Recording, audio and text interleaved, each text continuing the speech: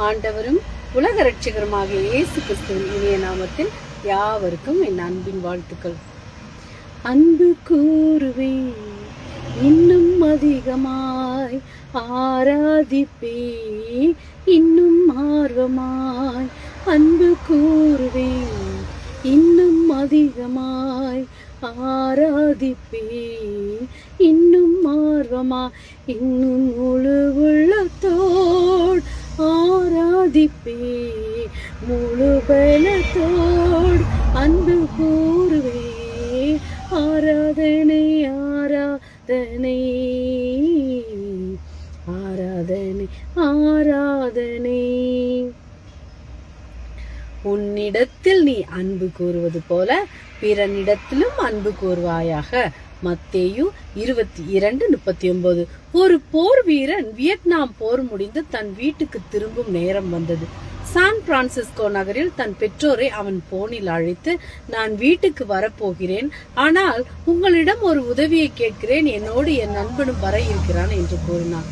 அதற்கு பெற்றோர்கள், ஓ தாராளமா கூட்டிக் கொண்டு வா, அவனை நாங்களும் பார்க்க ஆவலா இருக்கிறோம் என்றார்கள். அதற்கு மகன், அவன் நடந்த போரில் நிலத்தில் வைக்கப்பட்டிருந்த கண்ணியில் காலை வைத்ததினால் அவனுடைய ஒரு காலும் ஒரு கையும் இழந்து விட்டான்.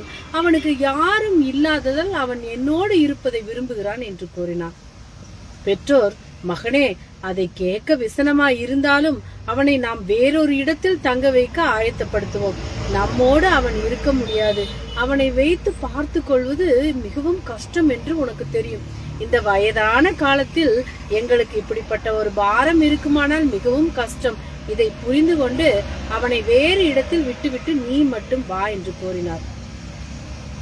மகன் போனை வைத்து விட்டான். சிறிது நாட்கள் கழித்து சான் பிரான்சிஸ்கோ நகர போலீஸ் அந்த பெற்றோரை அழைத்து, உங்கள் மகன் ஒரு உயரமான கட்டிடத்திலிருந்து விழுந்து தற்கொலை செய்து கொண்டான். நீங்கள் வந்து பார்த்து அது உங்கள் மகன் தானா என்று உறுதி செய்யுங்கள் என்று கூறினார். உடனே பதைத்து பெற்றோர் போய் பார்த்தபோது அது அவர்களின் மகன்தான் என்று தெரிந்தது. அப்போதுதான் அவர்களுக்கு தெரியாத ஒரு காரியம் இருந்தது. அவனுக்கு ஒரு கையும் காலும் இல்லாமல் இருந்தது. பிரியமான தெய்வ பிள்ளைகளே, நம்மில் அநேகர் அப்படித்தான் இருக்கிறோம். நம்மை போலவே எல்லாவற்றையும் உடையவர்களாகவும் அழகாகவும் அறிவாயும் இருந்தால் அவர்களோடு பழக துடிக்கிறோம், பழகிறோம். ஆனால் நம்மை விட அழுக்காயும் ஊனமுற்றவர்களுமாக இருந்தால் அவர்களை நாம் தவிர்க்கவே விரும்புகிறோம். இந்த கதையில் அந்த பெற்றோர் தங்கள் பிள்ளைகள் தான் ஊனமடைந்திருக்கிறான் என்று தெரிந்திருந்தால் நிச்சயமாக வீட்டுக்கு அழைத்து அவனை பராமரித்திருப்பார்கள். ஆனால் வேறு யாரோ என்று நினைத்து அவனுக்காக நான் ஏன் இதை செய்ய வேண்டும் என்று நினைத்ததினாலேயே அவர்கள் தங்கள் சொந்த மகனையே இழக்க வேண்டியதானது.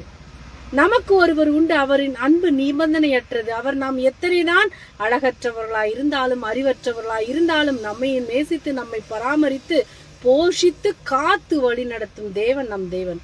அவர் பட்சபாதம் இல்லாதவர். அவருடைய பிள்ளைகள் என்று சொல்லிக் கொள்ளும் நாமும் அப்படிப்பட்டவர்களாக இருக்க வேண்டும் என்பதை அவர் விரும்புகிறார்.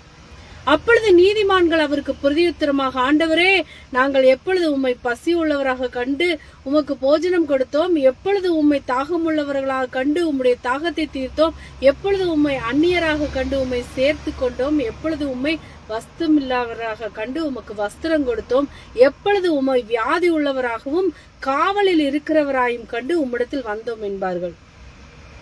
அதற்கு ராஜா பிரதியுத்தரமாக, மிகவும் சிறியவராகிய என் சகோதரனான இவர்களில் ஒருவனுக்கு நீங்கள் எதை செய்தீர்களோ அதை எனக்கே செய்தீர்கள் என்று மெய்யாகவே உங்களுக்கு சொல்லுகிறேன் என்பார்.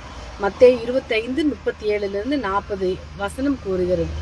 நாம் மற்றவர்களுக்கு செய்யும் நன்மையான காரியம் அது தேவனுக்கு செய்தது போலாகும்.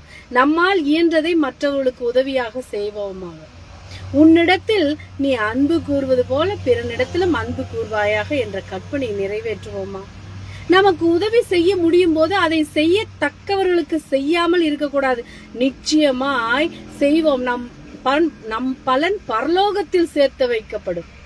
ஆமேன், அல்லேலூயா. நீங்கள் ஆசீர்வதிக்கப்பட்டவர்கள். Price God.